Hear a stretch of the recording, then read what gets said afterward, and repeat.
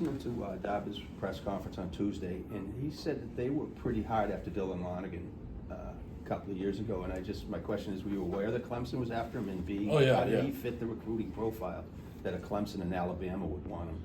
Yeah, I mean, he was recruited by Clemson, South Carolina, Alabama, Stanford, Georgia. So yeah, no, he was a really talented high school quarterback in a very competitive, division of Georgia high school football. It's the highest division, Brookwood High School. That's like the highest division, and he played very well. He was a great baseball player too. So I think a lot of schools wanted him to play both sports. He was 90. I think his heater was 93 miles an hour, so he could rip it. So yeah, he was very highly recruited and a great student, very smart. So Stanford really wanted him too. Was it the Alabama program or your salesmanship that? No. That's Nick Saban, Alabama. No, it was. I recruited him. I was a quarterback coach and the coordinator, but no, I would say that was the Alabama program and Coach Saban. What challenges do wide receivers like Brian Wesco, Antonio Williams, what do they pose for you guys? Yeah, I mean, these guys are athletic. They can jump. They can run. They're really well coached, good route runners. You got to change it up on them. You can't stay in the same look every time. They'll kill you. So yeah, no, they're very good. They're prototypical Clemson wide receivers. Great players. Coach, I know you've been taking full responsibility for getting this program to the next level. This demands not only from the fans, but from the conference, adding more premium games and college football landscape. Do you feel that the university is giving you enough financial support to meet those demands? Yes, yeah, no doubt. Yeah, no, I think that we've got a lot of support within the within the university. Blake James does a great job. Father Leahy supports us. Father Jack's a huge supporter of us. And we have great alumni support too. So from the Board of Trustees, John Fish, all the way down. There's a great support here. It takes time. I know everybody wants to win. I'm a fan of different teams too, and I want to win too. Other teams that I'm a fan of. But at the end of the day, being inside the program, these guys are working hard. We feel like we're on the right track. Doesn't show that way last week. There's no doubt about that. So we have to do better. I always take full responsibility. There's no other person in the program that can take as much responsibility as me, because it starts with me. I'm the head football coach. That's what you sign up for. So that's what we have to do. I have to do a better job coaching the team. I think we're on the right track this week. We'll find out Saturday night. Another primetime game. Anything different you want to see, just logistically, in terms of how guys get ready, or is it just sort of? No, I think our guys have been ready. I mean, I don't doubt, when we look at it close for effort and how we come out. I don't think there's any magic pill that we need to take to get us ready for a night game. We'll do a couple things because it's a long day. We'll do a couple things differently for a night game, but nothing major. No. Do you think defenses are starting to figure out Dylan's tendencies, and what's the best way to counteract that, if so? Nah, I don't think so. I think we got to run the ball better.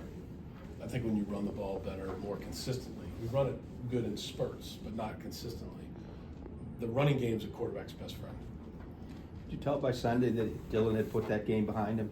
Dylan's a mentally tough guy. He comes from a great family. His mom and dad are awesome, and he moves on. He definitely is frustrated, but he's had a good week of practice, and I think he's ready to go. You talked about accountability and leadership this season. Who's really stepped up in the locker room this week?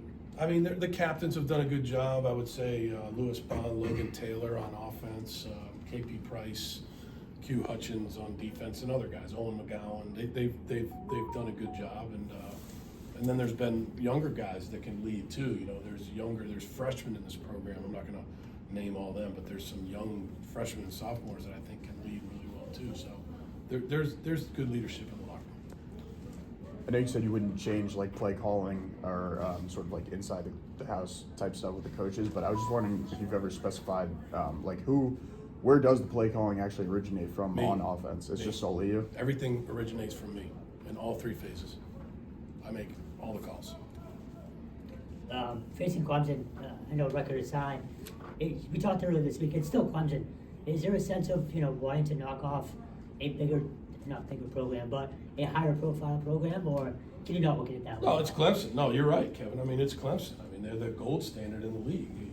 Maybe they're not, as we speak right now, in the number one position, but I mean, you look at Dabo's record there. It's incredible. I think it's only really topped by probably Coach Saban at Alabama over the last 15 years.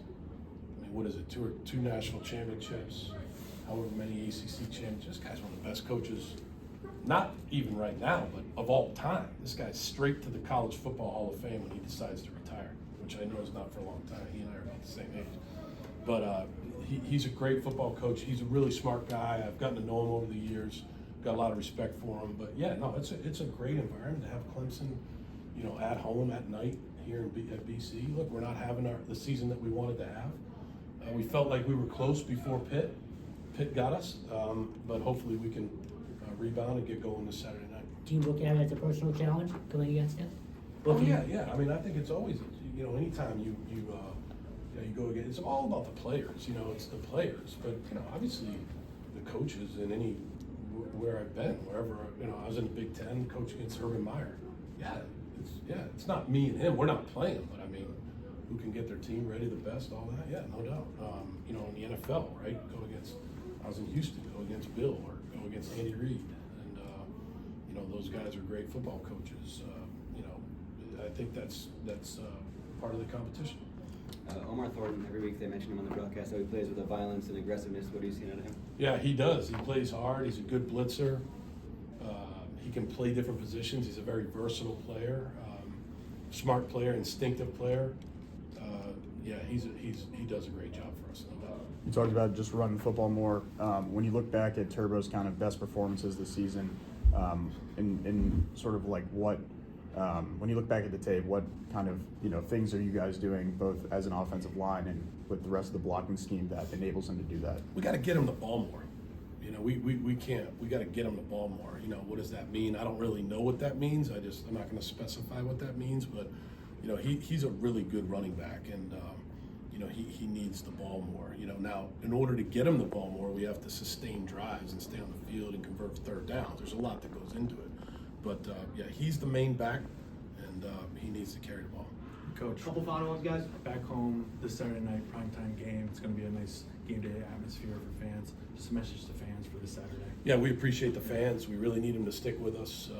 You know, we think we have a great home field advantage, especially with the students. We need 9,000 students there. We think that's a great advantage for us in the corner of the corner of that stadium. They're loud. We want people to be here, you know, early. I think it opens up at 3:30. The parking lots open up at 3:30. We want them here early. I know it hasn't been a season that any of us wanted to date, but there's a lot of football left and a lot of great home games left, starting with this one. So we really need the fans, and we appreciate the fans big time. Any final ones, guys? Thank you, guys.